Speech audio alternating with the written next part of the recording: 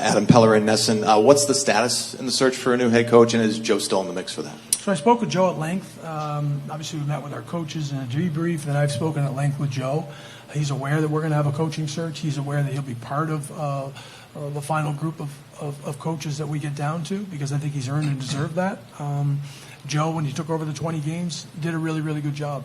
And as I referenced, because I've gone back and looked at the record of our team and where things went sideways with us, we couldn't get back on the rails.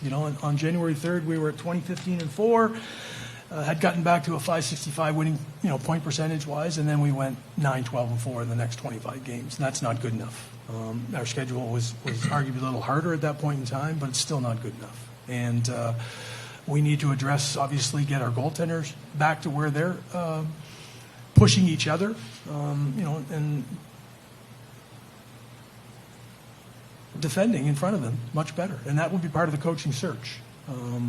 So we've already started that process and knowing who's available, and narrowing that down as I go through some checkpoints in terms of hitting the criteria. Communication with players nowadays is paramount.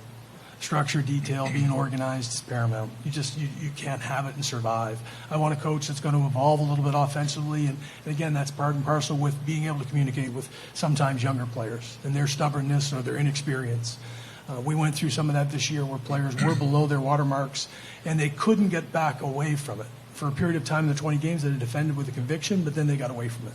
So we have to have that detail. We have to get our power play back on course. This is a year where both specialty teams were significantly underperforming.